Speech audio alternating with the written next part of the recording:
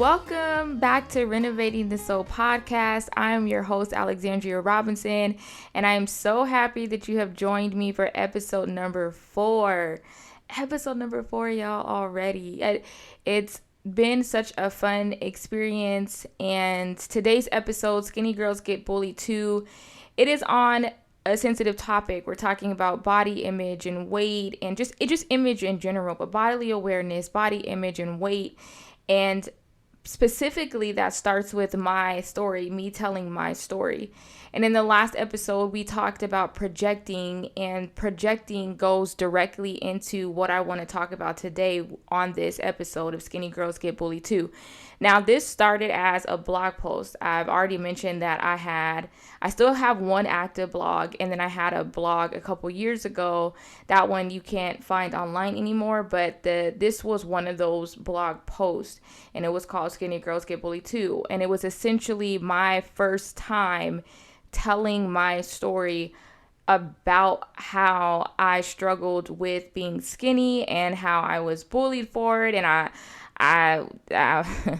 would say harassed also for it, but just my experiences of struggling with weight and feeling as if I couldn't come out and say anything about being skinny because of the stigmas and the implications and all of the things that I'd heard for years. And so I was really proud of myself, and I was super scared putting that blog post out there, but intention is always important, and my intention was not to continue to push the idea that skinny equals perfection. It was actually quite the opposite, that what people saw perfection or how they labeled skinny as perfect, and me being skinny all my life, it was actually something that I saw as one of my biggest imperfections. And so because of it being an imperfection for me, and all of the comments and the things that I've experienced when it comes to my weight matriculated and added up to me posting that blog post. And as I was planning for the podcast, it came up again, and I thought, wow, what better way to be able to bring that blog post to life. Here I have this podcast and this opportunity to expand and expound upon my thoughts. And so that's what I want to do today, and in my experiences, right? But it also ties in so perfectly, like I said, with the last episode of projecting, and how when someone projects on you, and as we said, that quote about it's not until those things attach themselves to you and to your soul that you begin to project onto others, or you begin to live it out, right? Because even if you don't project onto other people, the things that people do and say and then projecting onto you, or just life experiences, comments that people make, right? They can still attach themselves to you in a way where it becomes a part of your beliefs. It becomes a part of the way that you think. And as we addressed in episode number 1, our beliefs, our thoughts, the way we see ourselves, all of that comes from within. And as I was preparing for this episode, oh man, the resources that I used, every single one just blew my mind. And as always, I'm going to link all of those resources in the bottom. But the biggest takeaway that I got was this. And I would say maybe the biggest epiphany that I had was this.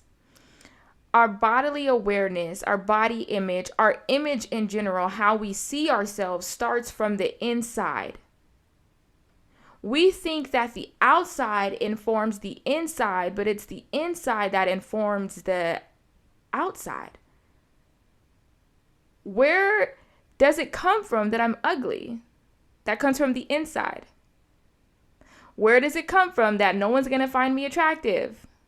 Comes from the inside. Like, those are your beliefs. My body, my physical body, my face, my weight, my feet, my hair, my nose, none of those things are speaking and saying you're ugly, you're unattractive, you're never gonna be a model. Like, none of those things are saying that. That comes from the inside. And so how we view ourselves from the inside and how we see ourselves starts with our beliefs, whether it comes from impressions from other people, experience that we live, society, right? And the influences around us, because there are real influences and things that affect the way that we see ourselves, but the way we see ourselves starts from the inside. The way we see ourselves starts from the inside. And there's also there's a misconception that this is just a woman's issue, but it's not. Think about the fact that men are going overseas, and honestly, not even overseas, but remember those barber videos that were going around where men with no hair, they were getting the hair put back on with, I don't know what the chemicals and the things are called, whatever. Their image is not, what's the word I'm looking for? Image is not restrained to one person or one gender or one race. Image is across every single person. The way we see ourselves affects every single one of us. And for some of us, we've learned to rise above the society standards. For others, body disorders, image problems can lead people to kill themselves. But it's because of the thoughts, it's because of the beliefs, it's because of what's happening inside of them that makes them feel as if they're not good enough because of how they appear. And so that's what we're talking about today. And so I'm going to start, well, I already started, I guess, but I'm going to continue. I'm going to introduce. I can say that I'm going to start here telling my story. So where Skinny Girls Get Bullied to comes from. So I'm going to jump in to my story, and it really starts in childhood. I have been skinny all of my life. And when I was a little girl, I used to hear all kinds of things like, you need some meat. You need to get some meat on those bones. Suggestions, eat a peanut butter and jelly sandwich every night. When that didn't work, just eat peanut butter. I've had people buy stuff for me like protein powder and certain types of food and certain types of, I don't know, I wouldn't call them remedies, but I guess tricks to help you gain weight. When you're going through the buffet line or when you're at your family's house and you're doing the little, I guess, yeah, I don't know what it's called. Like, it's not an assembly line, but you're standing in line to get your food and you don't always get to serve yourself, especially as a kid. And so what people would do was they would put extra food on my plate because I needed to fatten up or I needed to again, like put some meat on my bones. But it really felt like everywhere that I went, someone was commenting on my weight. Someone was saying something about the way that I looked. And I did not necessarily know it was a problem until people started mentioning it to me. My parents actually never made a big deal about me being skinny. Like thinking back and looking back on that, it did not start within my home. Like my mom and dad were not the ones like, you need to eat, you need to do this. My mom is also skinny though. And so I think she understood the struggles, even though we didn't talk about them until I got older. I think she understood not to put that on me. So she never, I just never had those experiences in my home, which is something I'm kind of realizing in this moment that like my parents were not the ones telling me to, do some of this stuff. And some of the things that I told them people would tell me to do, they were even turned off on, especially my dad. And I appreciate because I think because I'm the only girl and the oldest, he knew to protect my image in a certain way, if that makes sense. Like he knew to protect my image in a certain way that I did not understand then. And I went along with the things that people were saying. And I did try to do the protein shakes and eat the peanut butter and do the peanut butter and jelly sandwiches and whatever else they recommended, right? Or trying to stuff myself, like trying to overeat.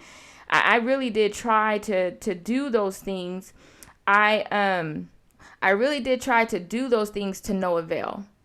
Nothing worked. Like I could not gain weight. And I remember I was in a middle school play. I did the middle school play every single year, but this particular one, it was in the 50s. It was in the 50s. The setting was the 50s. And so we had these cute fringe dresses. I still wish I had that dress. I know I can't fit it now, but it was the cutest little dress. And I had these 3 layers of fringe, and I just danced my heart out and I performed my heart out. And I was so proud to show my family like how, good I was. I wasn't the main character, but I wasn't in the back. Like, I had a lot of stage time in this play, okay? And I was super pumped. And when I came down, my grandpa could not get over, and this is exactly what he said, my little chicken legs. Y'all, I, to this day, don't remember any other comment made to me after I came off of that stage from doing that play, except for him telling me and laughing about my chicken legs. And I know that not every person, including my grandpa, meant harm. Not every person who was trying to help or who thought they were helping meant to harm me or cause more problems. But the issue is that everyone else saw a problem in me that I did not see. No one stopped and said, like, do you see your weight as an issue? Are you struggling with your image? I wasn't.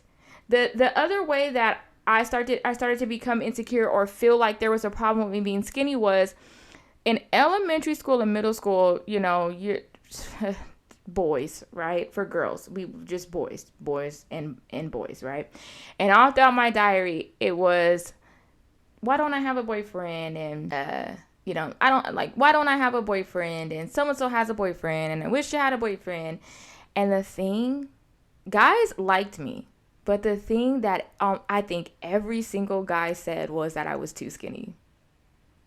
Talk about a way to introduce insecurities to a kid, is when all of your classmates are like, you're the homegirl, but you're too skinny. It was never that my personality was dull or that I was ugly. No one ever really was like, yeah, she's ugly in the face, or she doesn't look that good, or whatever.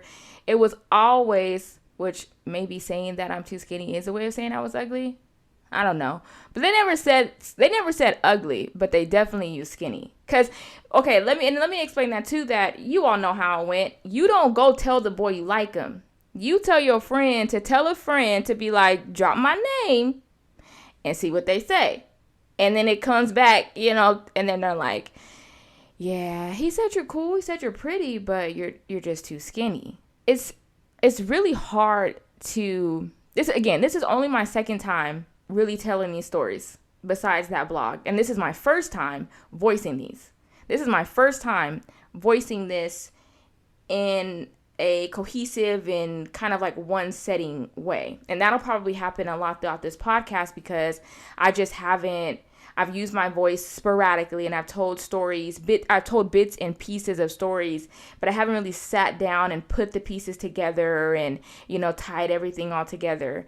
And so a lot of these things that I tell you all in the podcast world, and I guess the world at large, it's a first time for me. And you hear and see me in the moment still processing a lot of that pain and a lot of that hurt, because though I've thought about it and though I've dealt with it, it's so different actually telling people. It's different actually, even for the first time, telling those people who were trying to help me then, even for them to hear that some of the things they may have said or done had a negative impact on the way that I seen myself. It's hard. It is hard.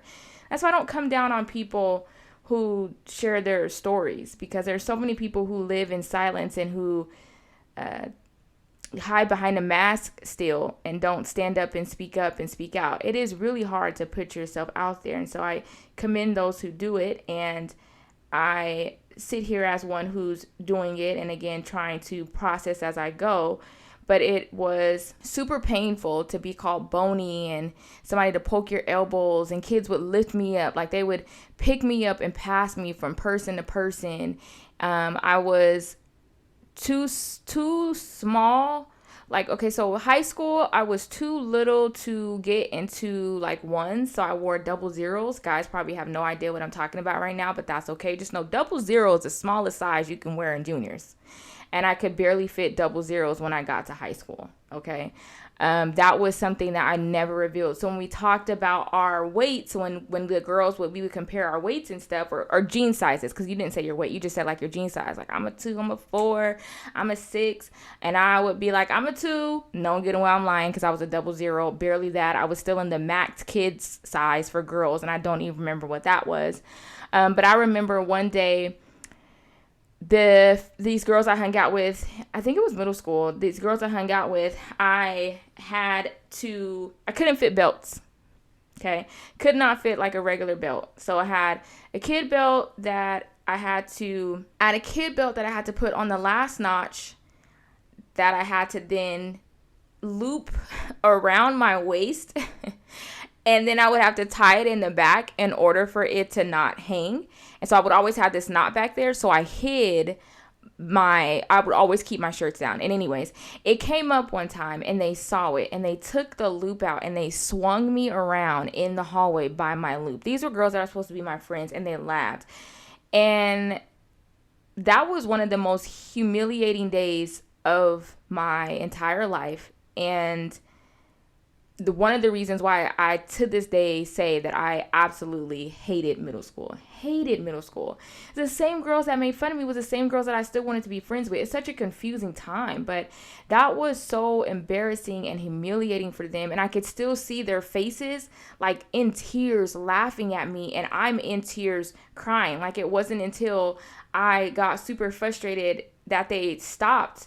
You know, you laugh at first, but you're like, imagine me just seeing myself spinning, and these girls are bigger than me. I don't fight. They both fought. Like, I'm not I was defenseless. And that was one of my biggest struggles with being skinny, that as I started to get older and people would pick me up. One time this boy pushed me, like let go of my hands and pushed me on the playground. I hurt my back. Like, y'all, so many physical things that I have gone through from, being one of the smaller kids in class. All of these experiences, of course they're happening in the moment. And so I'm not like reflecting and processing then, but it did start to become so wait, how can I say this? All of these experiences, I'm not processing in the moment, but what's happening is that experience after experience, time after time, comment after comment, suggestion after suggestion, weight became one of my biggest insecurities. I remember another thing that was probably the second most hurtful thing was going to dinner with my friends and her family, and I had got up to use the bathroom. And I came back, and my friend was kind of laughing, and I was like, I think I asked her. Maybe I asked her. I don't remember if I asked her if she volunteered. But she leaned over and she was like, my cousin or friend, whoever was the other person with us, thought that you went to the bathroom to throw up. And she's like, and I told her no, but they were like laughing. And she's like, and the friend or the cousin, whoever it was saying, that's how I was able to stay so skinny. I was in high school. Like, that's how, it wasn't even like a concern for the girl. Like, it wasn't like she was saying, oh my gosh, I'm concerned. Is she going to the bathroom to throw up? It was like, oh, she's going to the bathroom to throw up. That's how she stays so skinny. When I tell you guys, for years after that, I did not go to the bathroom while eating. I'm not even kidding. If I got my plate and I ate my food, I did not get up and go to the bathroom afterwards. I didn't. That is the God honest truth, because I was so scared that someone else would imply that I was going to the bathroom to throw up so I could keep my weight down, because that was the furthest thing from the truth. The truth is that I hated being skinny. The truth is that I wanted to gain weight, and I wanted to put on pounds. People kept insinuating that I was working hard at being skinny. that, oh, you're not eating enough, and oh, you're doing stuff. Even encourage, don't exercise. Yeah. I have so much, I have so many other things that I want to talk about, but I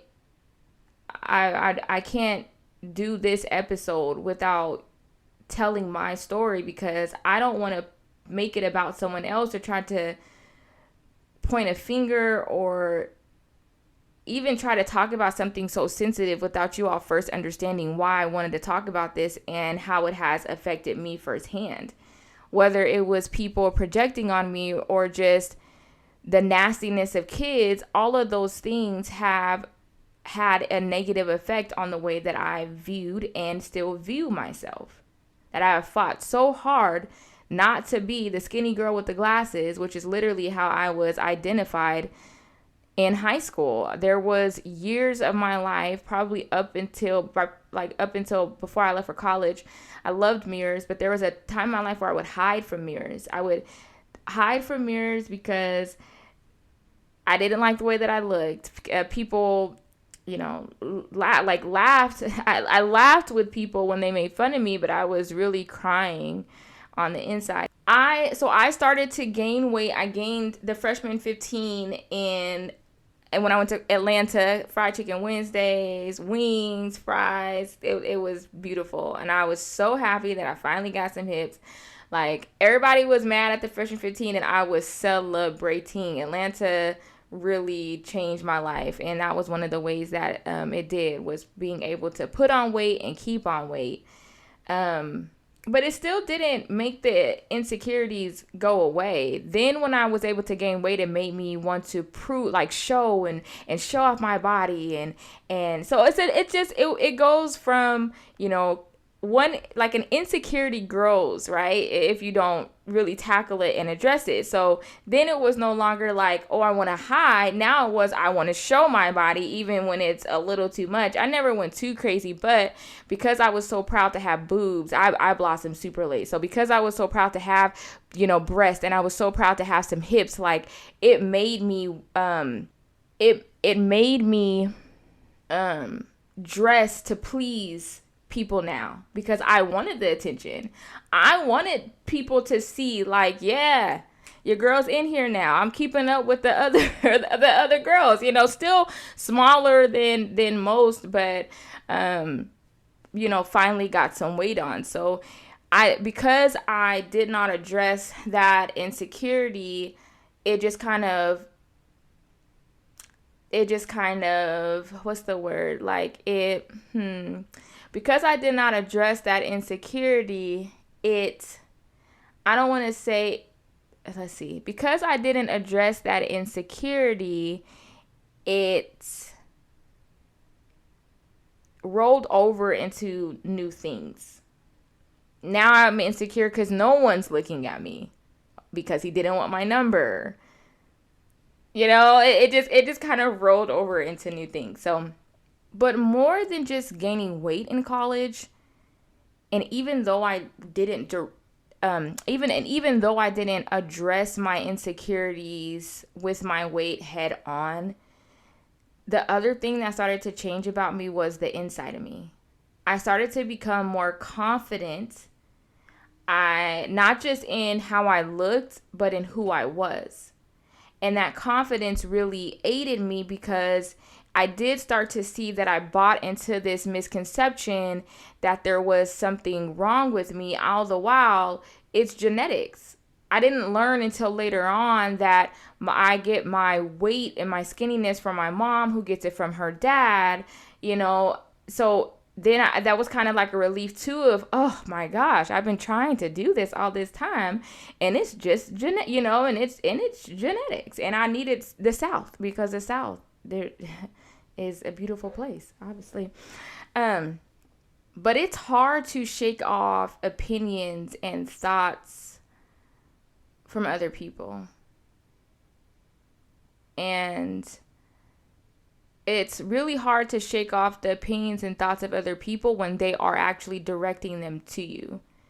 No one was really concerned with my daily struggles. No one was concerned with my heart and my soul, but they were most concerned with my outer appearance when I wasn't, which made me start to become concerned with my outer appearance. And so I found my voice as I got older to speak up against the voices and quiet the insecurities of others, which is an exact line in my blog post from a couple of years ago, is that I wanted to quiet the insecurities of others. That while people, and still to this day, people comment on my weight quite often, and it came back up when I started having children.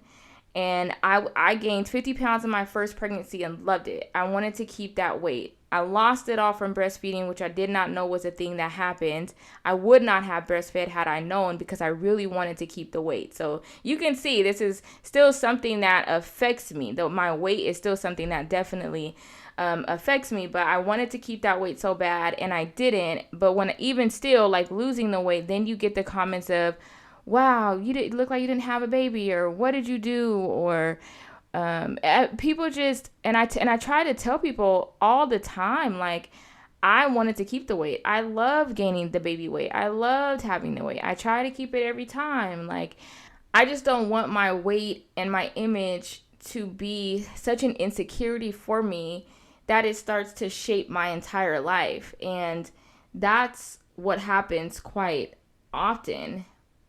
What we see as another person's advantage can very well be the thing that keeps them crying at night. And that's exactly what was happening to me.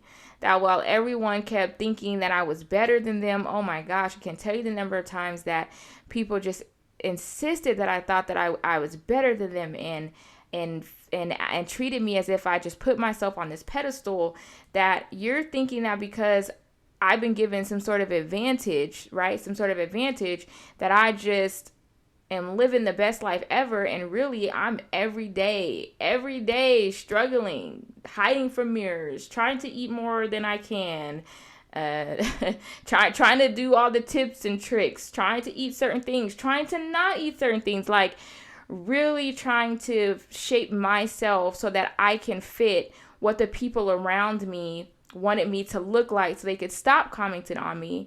And a lot of those people's standards were coming from their insecurities, but also coming from the things that society has placed on us, right? And culturally, being a Black woman with no hips and no boobs is not fun.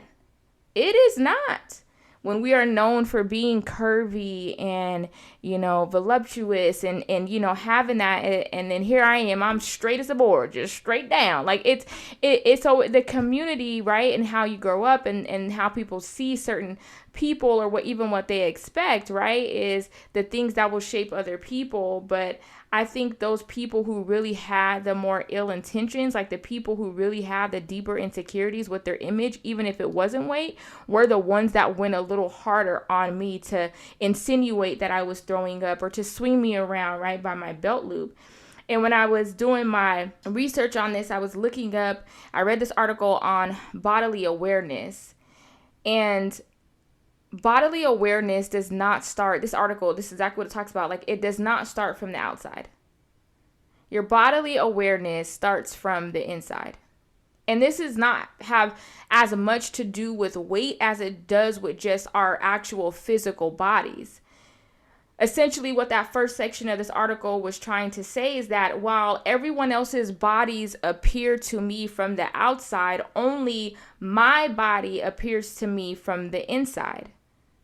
I know what's happening to my body because I am in it, but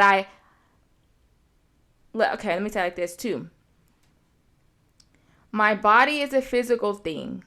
A rock is a physical thing. But what makes my physical body different than a rock is that I am self-aware. A rock is not aware that it is a rock. But I, Alexandria, am aware that I am Alexandria and that I have a body. We talked about this, I think, in the last episode about self-awareness a little bit. But that's another indication that we have a soul, because I'm not just a rock sitting there as a physical thing, right? I'm not this cup. This cup is sitting here, but this cup doesn't know it's a cup. I, Alexandria, am aware that I have a body because I have self-awareness, because my awareness does not start from my body.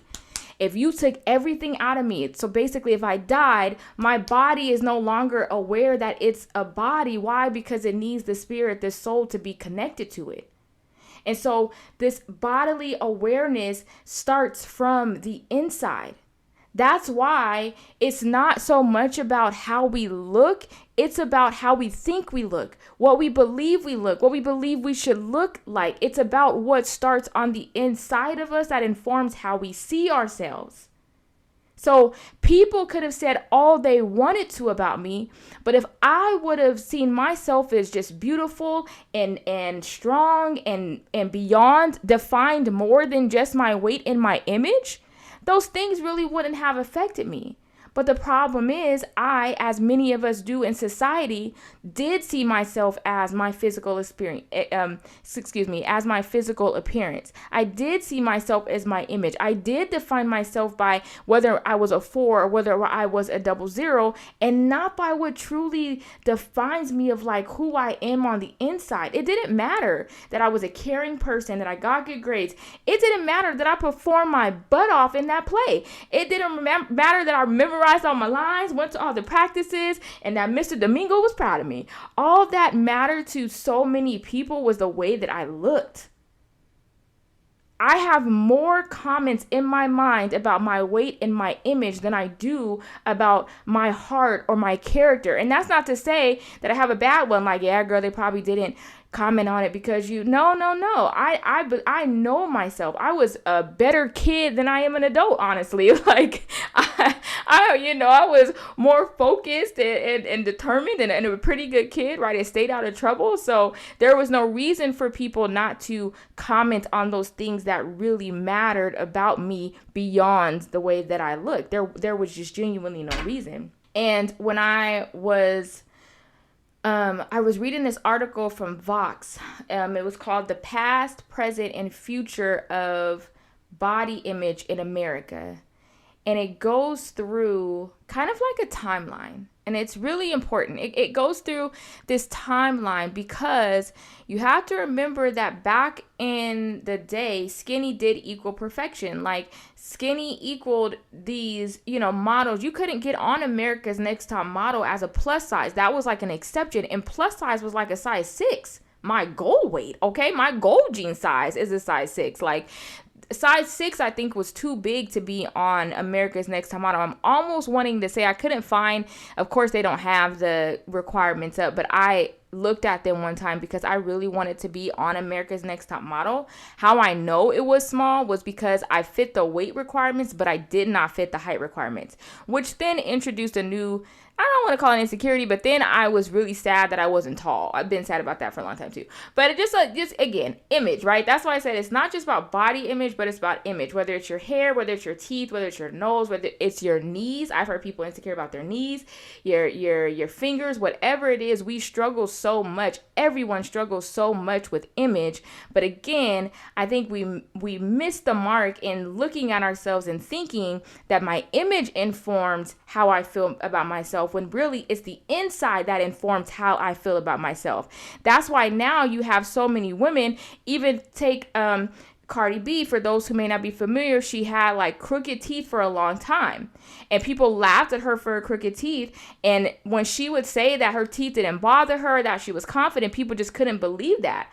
I believe her. And she said she only got them fixed so people would stop talking about her. And I believe her. Why? Because her image didn't need to inform her insides. Her insides is what informed her outsides. And if she knew that, you know what, I am more, now obviously I don't know the girl, so I'm just making this up.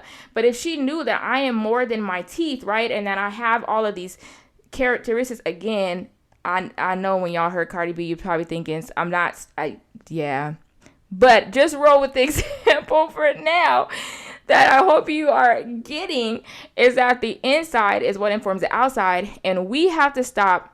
Part of becoming a healthy person in our soul is that we stop defining people by the way that they look, and we also stop defining ourselves by the way that we look. But even bigger than that is that we stop projecting what we think should be an insecurity onto other people. I do it to my kids too. My oldest son was sucking his lip, and he was getting this mark that started to develop. And I was so hard on him. I don't remember how old he was, but that's because I was scared that he was going to end up like this little girl that I knew who had that mark and had it for all of her life. And then he was going to get made fun of. And my family was going to talk about him. And you see what I mean? Like, we have to then stop. And I'm not saying obviously do things that are safe. It's also safe that he does not mess up his skin. But what I'm trying to say is as we become healthy, whole people within our souls, we stop putting things on people that aren't even there. Because truthfully, was I more concerned with the way my son was going to look, or was I more concerned that he had healthy skin? I was more concerned with how he was going to look and if people were going to make fun of him. You know, and then we introduce these things into people that they weren't even concerned with in the first place. And as I said before, body image or just image struggles, it's not just a woman thing. When I looked up some statistics specifically on eating disorders, so that men represent 25% of people with eating disorders.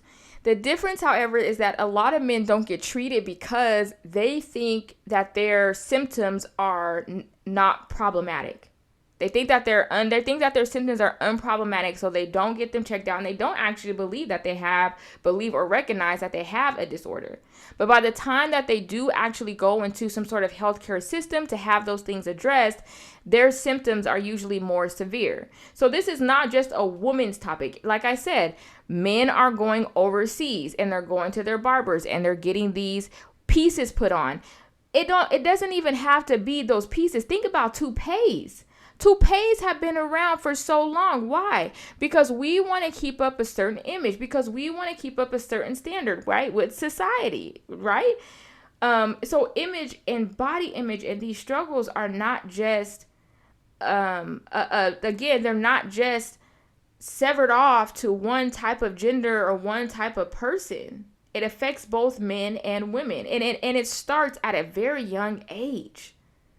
It starts at such a young age. And it does indeed affect women and girls.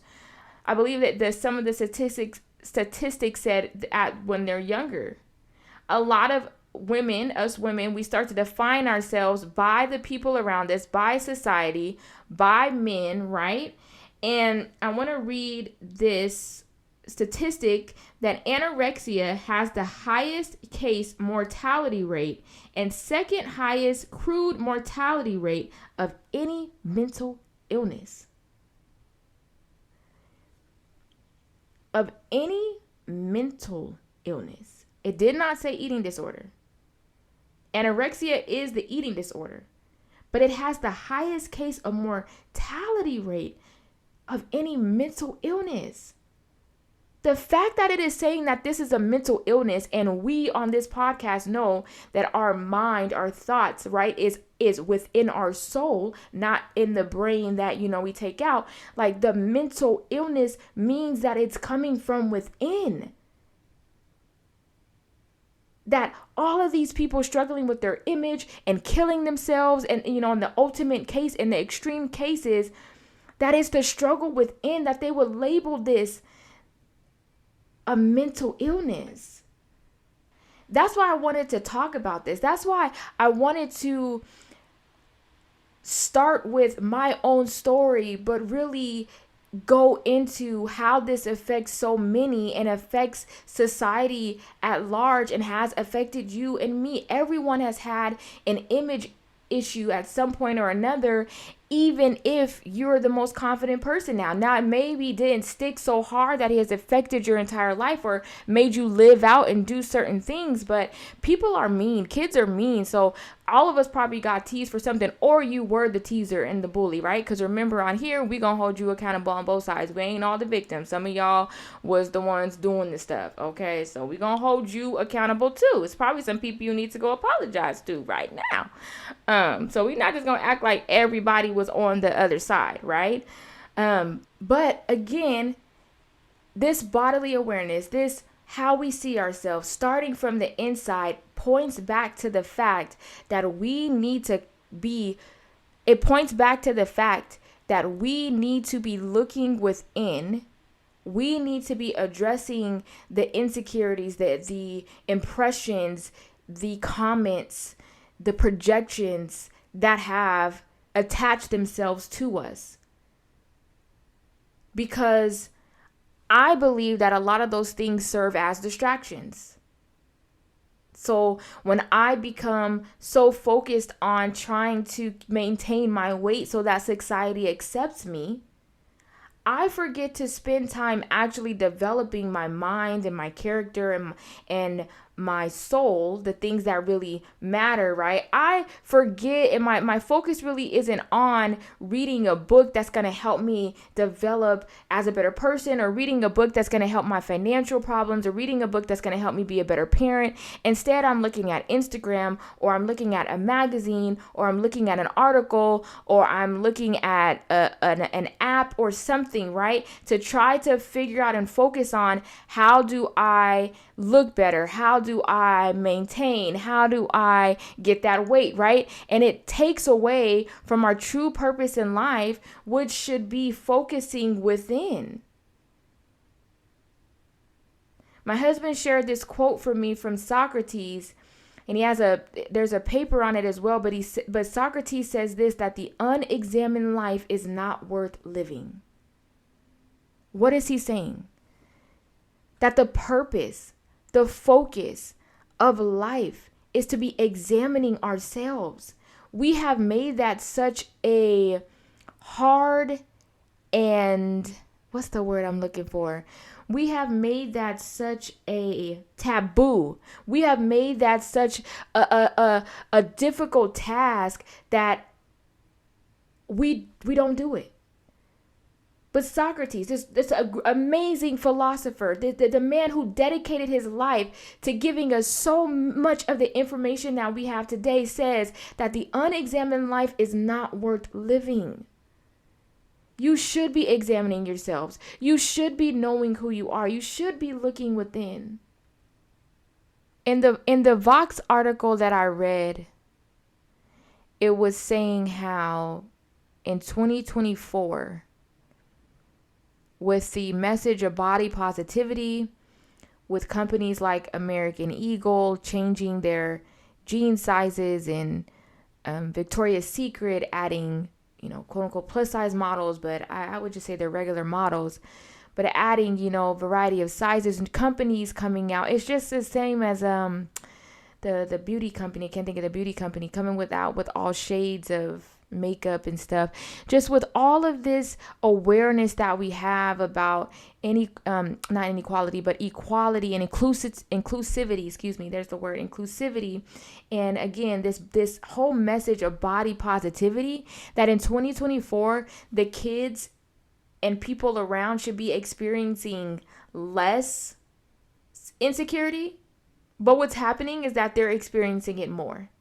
Because back in my day, I was born in 1991, so in the 90s, in the early 2000s, we had just started coming into social media, but you still could barely go to the internet for like anything you wanted. You started to be able to, but magazines and books were still a thing. And then back in the 80s and the 70s, they really only had magazines. And so the article was saying, when you had a magazine, you can put that down. You can walk away. You get a break. But now with social media and how much we're on it, it's just right there on your phone scrolling. And all you have is a bunch of comparison. And again, if it's not your image you struggle with, it could be your money. That someone has more money than you, or they're smarter than you, right? The whole point is that in a day and age where we are trying to get rid of some of these things that have affected us in the past, like the whole skinny equals perfection thing, which the article says, and screaming things like body positivity and all of this that we're doing, all these new movements that we have, that we should be seeing a difference in how people respond from the inside of them, that we should be seeing more confident, secure, happy young adults and young people, and yet we're seeing the opposite. Because all you're doing is changing the movement. All you're doing is creating a new phrase and creating a new way for people to buy products, but you're still not addressing the root issues that happen within people.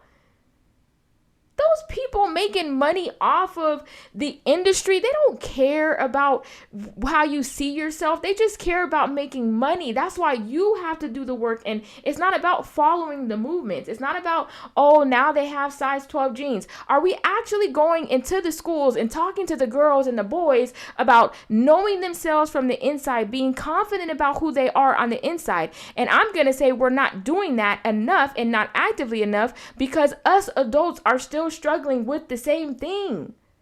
Like I said, those people going overseas to get their hair done, they're like transplants, I believe. It's like an actual procedure that you have to get done. You still have and now with social media, we have women who are talking about the BBLs and the boobs. I forget what the surgery is called, but we're still trying to go for this ideal look. And honestly, it's not too big and it's not too small. Now it's this perfect like no waist thing and hips and that's fine. I'm not saying that you can't love yourself and focus on how you look and be healthy. That's not my point. But my point is that it is not going to do you any good to get your outside fixed if your insides are still messed up. Even when I gained my cute little 15 pounds, I still had inside issues to deal with. It didn't change my family problems. It didn't change my doubts and my frustrations. It didn't change anything about me on the inside. I can say that it did affect my confidence, but there were still other things that I had to deal with. Let's put it like that. So you can do the things, right? And you can go work out and you can do, right? You can do all the things. You can get your hair, you can fix your nose, you can fix your teeth. Teeth is a big thing now, we see too now. And we can do all of those things. But my point is that there's still the insides of us that need to be addressed and dealt with. We shouldn't ignore what's happening on the inside of us to fix what's outside, because how we see ourselves on the outside comes from within. There's a quote in the Vox article from a young lady, and she says, "These ideal bodies pushed by the media made me feel insecure about my body. And at one point, I even hated my body, the body that does so much for me." And when she said that, it just struck something within me, because our bodies are a blessing. Our bodies, the makeup and the workup of our bodies is so intricate and so beautiful. And yet, what I find so fascinating is that with everything going on within our bodies, what makes us who we are is our souls. That I can know the DNA and I can know the cells and I can produce, babies as a woman, right? And a man can put the sperm inside a woman to allow a baby to happen. Like, these bodies are so amazing, but even more than just being a body, even more than just being a physical object, even more than just being the DNA on your fingertips or the cells within you, you have an even intricate part of you, which is your soul. And we become so disgusted and unhappy with who we are because of all these influences around us, that what once was someone else's worry or concern or insecurity now is ours. On the article I read on bodily awareness, it said that, and I'm paraphrasing, that our having bodies is fascinating in itself. But what makes having a body or being in a body even more fascinating, and why people want to study it and our bodily awareness, is because It's not just, let me cite this. It's not just that we have bodies, right? Because we see the bodies. We go out and then you see body, body, body. You see person, right? So we're talking about the body. But you see the body, you see the body, you see your body, you see your body. The fascinating thing and why it's so intriguing and why it leads many, not all, but many to believe that we have a soul is because there's only one body like it. You got to think about that. Within my home, there are 5 bodies. Wait, yeah, it's 5 of us. And yes, we all have a body, but each body is different.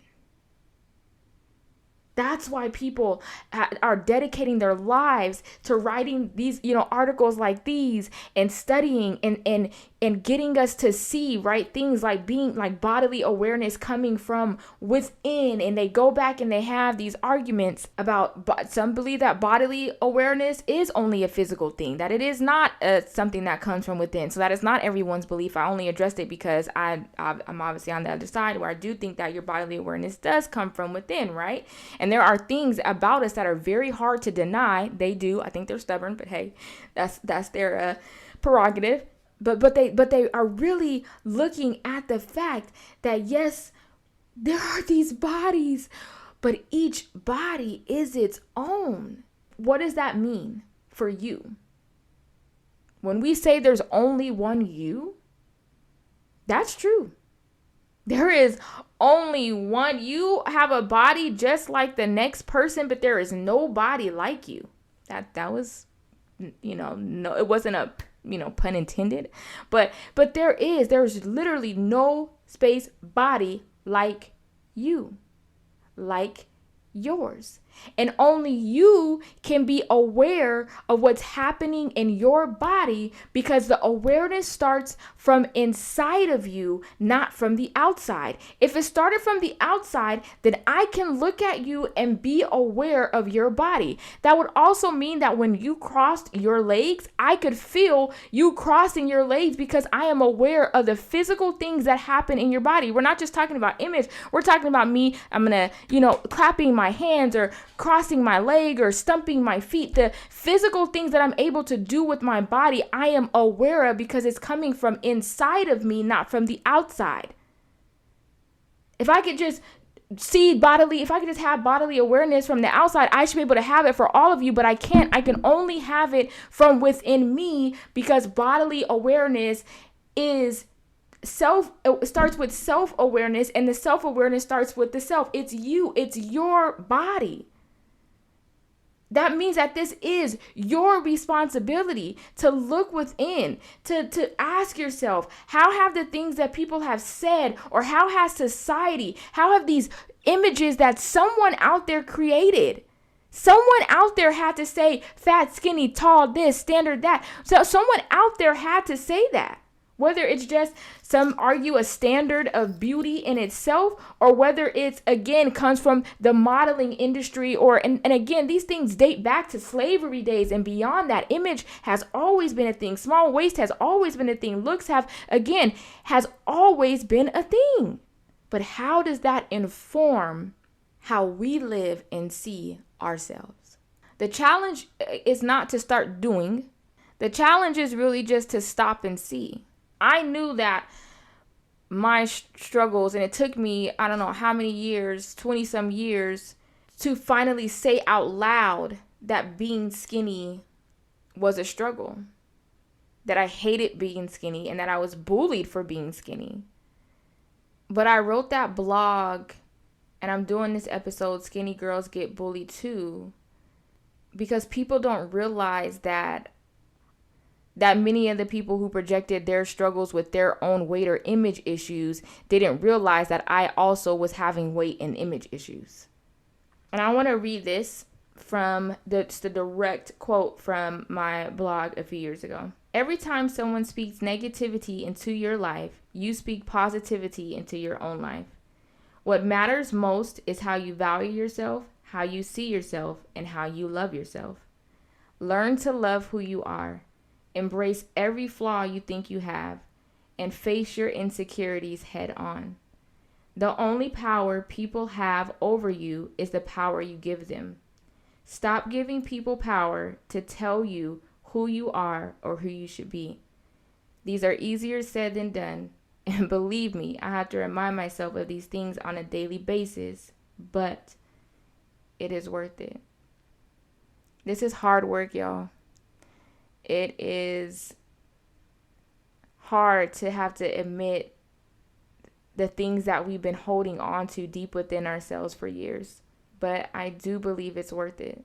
When you address your insecurities and you know your struggles, it makes it harder for people to dangle those things over your head. That the thing that was an insult to you before now rolls off of your back. That now I can recognize when someone is putting their insecurities on me when they make a comment about my weight, instead of me having to carry their comments like I carried that comment my grandpa made for all those years.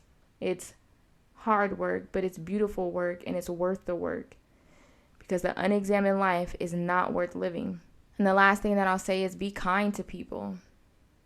Just because society and media and culture and even our small communities only highlight a few that seem to be targets of bullying or harassment or negativity, you never know who's being talked down to for things that they can't even control. I couldn't change my weight, even if I tried. I just couldn't make myself 120 on that scale. There was no magic powers. And yet I fought so hard to change myself so that people could leave me alone. But I'm happy that at 32, I'm much more confident and I'm much more willing to do the work within to continue to address those insecurities and to continue to remind myself that I am more than just the way that I look. And that it's not about looking in the mirror and then seeing myself that's going to tell me how I see myself, but that it has to start with the inside. And it can be the traits that you don't even see. To stop doubting myself, to be confident, to stop thinking that I can't do something on my own, to stop thinking that I'm not strong enough or capable enough. That even though I may not have the same resources as the next person, that because of who I am and because of what I do have, I can use the portion that I have. I can use what has been given to me to make the life that I want to have and to be the person that I want to be. I don't need to look like the next person. I don't need to meet the weight standards of how society thinks that I should look. I don't need to get surgery to try to fix myself. Trust me, I've thought about it. I need to continue to do the work of the inside of me, who is Alexandria. And that'll help me to see myself the way that is intended, as beautiful, as strong, not because of my image or my weight, but because that is who I am on the inside, and I live that from the inside out. I hope this episode has been helpful. Please like, share, comment. You can leave voice messages on Spotify. We should have, crossing our fingers, and the episode up on YouTube on Friday. So after you listen on your platform, head over to YouTube on Friday. Thank y'all for rocking with me. This episode was a little heavy. It was a little heavy, but you know, we're going to do some heavy lifting, and I am here to support you all. You're not alone. I am here on this journey with you. So until next time, y'all, let's keep doing the work to renovate the soul.